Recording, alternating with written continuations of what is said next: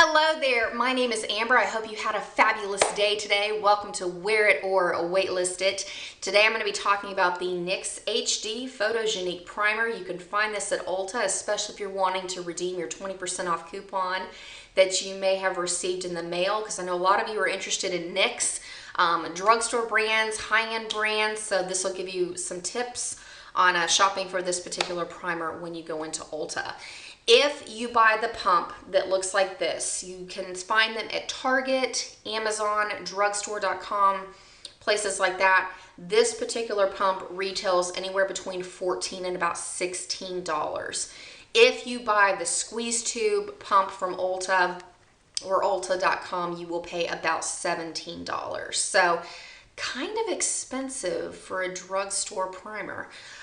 There are a lot of claims to this particular product, one being that it is cruelty-free. So if that's something that you're interested in, NYX is a brand worth checking out. They also claim to be silicone-free. If you're sensitive to silicones, again, worth checking out.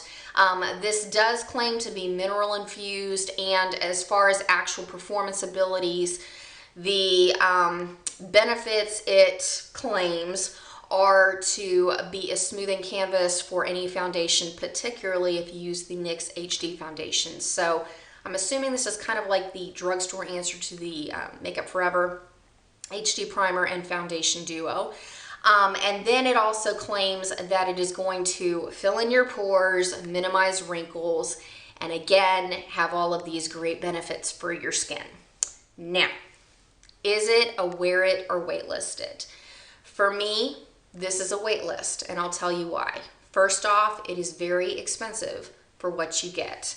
I purchased this a couple of months ago. I have to use 2 pumps of this product to get enough to cover my face because it does dry very quickly in your hands. I am at the point in this container that I now have to use a beauty spatula to start scraping it out. It does have a very blue tint in the bottle, but when you pump it out onto your hand, it turns very, very white. Supposedly, the blue is to help brighten your complexion when you apply it to your face. Now, when I apply it to my face, it leaves a white cast, which is fine since I have a light complexion, but if you have a medium to a deep complexion, that might not work for you because the white cast may mix rather poorly with your foundation, or you're going to find you look a little bit ashy. I don't know. I mean, for me, I didn't notice it as much, but if you have a deeper skin tone, that might be bothersome to you.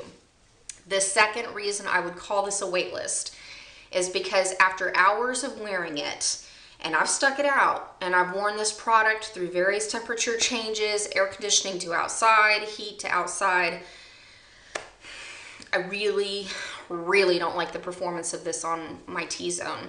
I'm not oily, particularly oily, and it doesn't even take 2.5 hours into wearing my makeup. My foundation looks super patchy all through my T-zone, especially on the bridge of my nose and around my chin. Super incredibly annoying. I do not like that at all. The foundation that I've chosen to wear with it has been the CoverGirl Outlast Stay Fabulous. Never, ever, ever have a problem with that foundation. It's a hot mess on top of this. I also tried the CoverGirl Stay Gorgeous foundation mixed with the L'Oreal BB cream over this particular primer, and again, hot mess. My T-zone was all over the place, and I don't have problems with those 2 products either, so I know it's this. The other reason I would say waitlist is because it has a lotion consistency. Again, it is silicone free. It's going to be water based, but it is very runny, almost like, I'm going to say it, almost like elementary school glue. And it's got the smell to go with it. I remember in a couple videos back, I don't remember which video in particular, but I had mentioned the smell of this particular primer is like old ladies playing with Play-Doh. It's kind of a musty, like closety smell with like clay, chemical, synthetic. It's like smelling glue. I'll be honest, it's like smelling glue. So I guess that's appropriate since it's supposed to be a filler, and just sounds so wrong. But it is definitely, it was not pleasing to me. I'm using it because I needed a primer. I'm gonna finish it, but I have gone through so much extra foundation and so much extra powder because I've had to go in and touch up. The other thing I've noticed is I do get more breakouts when I wear this primer around my chin and around my nose that I wasn't necessarily getting before, so I'm having to double up on using my coconut oil to clear it up because I know it's not anything else in my skincare routine because I was using that stuff long before I introduced this product into my daily face.